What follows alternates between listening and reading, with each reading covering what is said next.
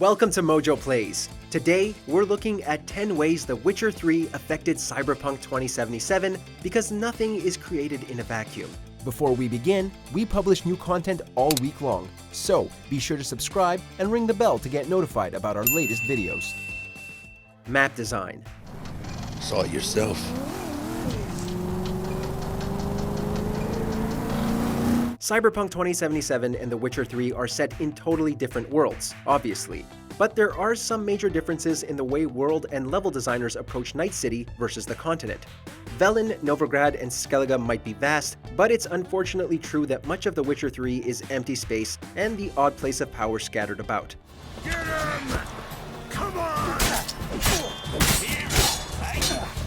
Night City, on the other hand, is a smaller map going by area alone, but it's got an incredible verticality The Witcher 3 just didn't have.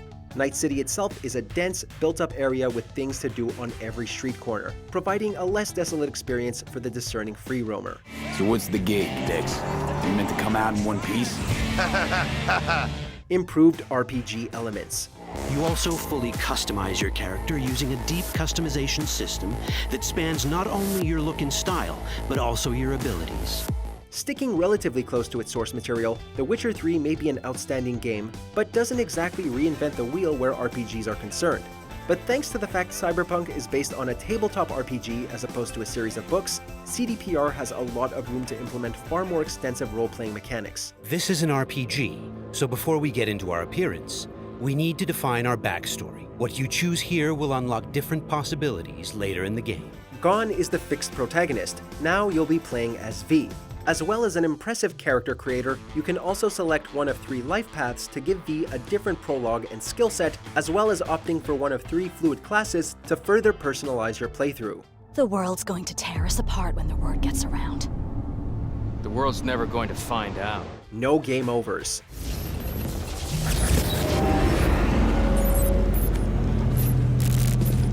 There's nothing more annoying than playing a game and coming up with what you believe is a creative solution to a problem, only to arbitrarily fail the mission. But in Cyberpunk 2077, you won't be able to get a game over screen based on how you behave during a quest, or because you left an area too soon and all the remaining side quests automatically failed, like at certain points in The Witcher 3.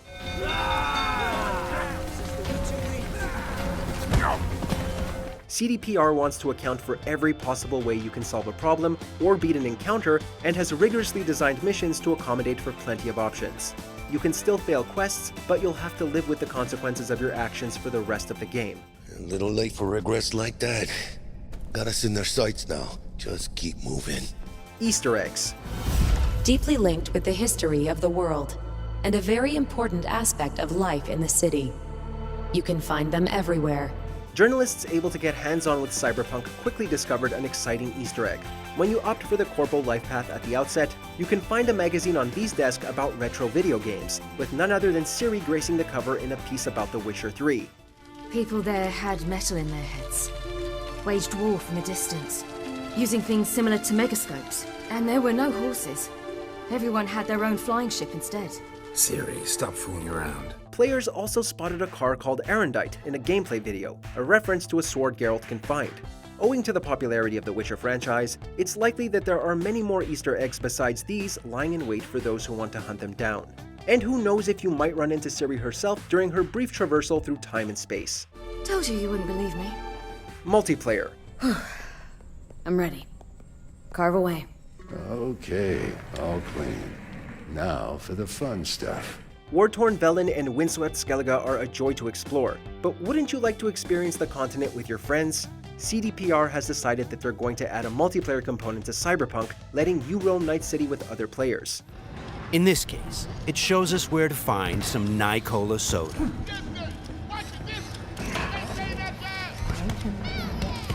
We're still none the wiser to exactly what the multiplayer will be, but we do know it's being treated as a AAA release in its own right and won't come out until after the planned DLC, potentially meaning we won't see it until 2022 or beyond.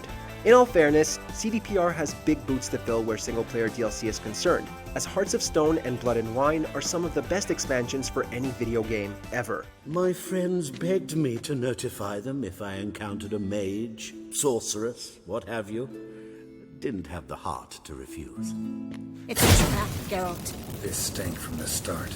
Replayability. So many options, so many possibilities, and each will have consequences that will ripple through the game world and your story.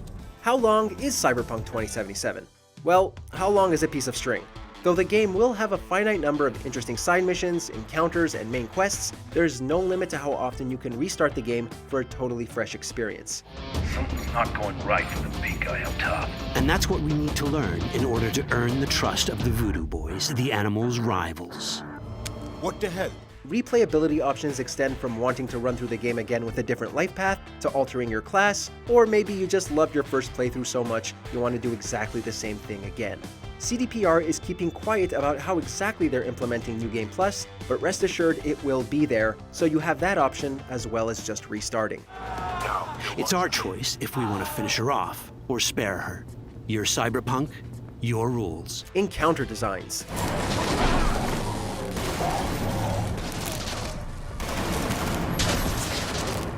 In The Witcher 3, the different arms of CDPR worked separately from each other. Level designers didn't have much to do with the narrative designers, and narrative designers weren't concerned with encounter designers, and so on. This led to plenty of generic enemy encounters that you wanted to get through to get back to the story.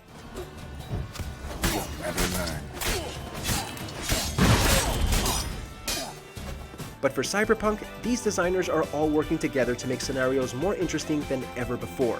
You'll have dynamic ways to take out enemies and reach mission objectives accounted for not only in the gameplay, but in the story as well. I think we got rid of it. That was intense. Better gameplay.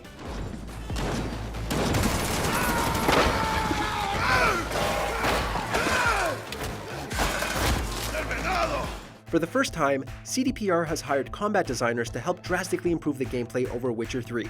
An issue CDPR saw in The Witcher 3 themselves was the way the game frequently tosses players into boring sword fights with groups of monsters that are always tackled the same way.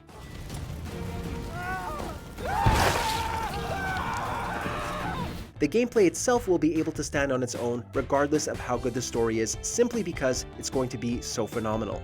The game is an FPS instead of having third-person melee combat, but you'll be able to use all kinds of weapons, including swords. And by investing in a different playstyle, you could forego combat entirely and hack people from afar. A playstyle taking frequent advantage of stealth tactics, hacking, and battlefield control achieved using malicious software. Quest progression. How you deal with the Netwatch agent is entirely up to you. Do we side with the gang?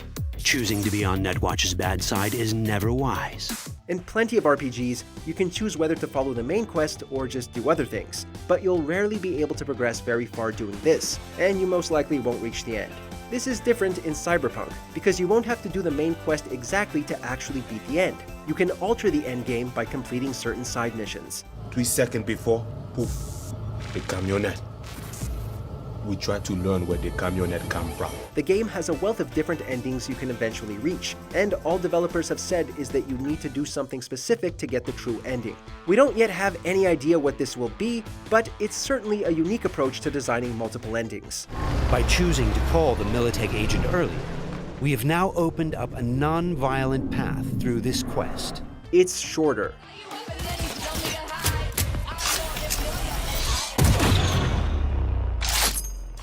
The Witcher 3 was vast, with numerous enormous biomes spread across the continent for you to travel to and explore. Combine rich environments with huge numbers of interesting and unique contracts you could do outside of the already lengthy main story, and you've got a game so long that lots of people didn't even finish it. Like in that elven tale about the frog and the lark. Inchu, inchu, biag broga. CDPR realized this and made Cyberpunk a shorter and more concise experience. It's still going to be a long game with plenty of depth and things to do, but it'll be easier to get to the end of the main story than it was with The Witcher 3. Ultimately, CDPR wants as many people to experience the entire story as possible. We have a city to burn. Do you agree with our picks? Check out this other recent clip from MojoPlays, and be sure to subscribe and ring the bell to be notified about our latest videos.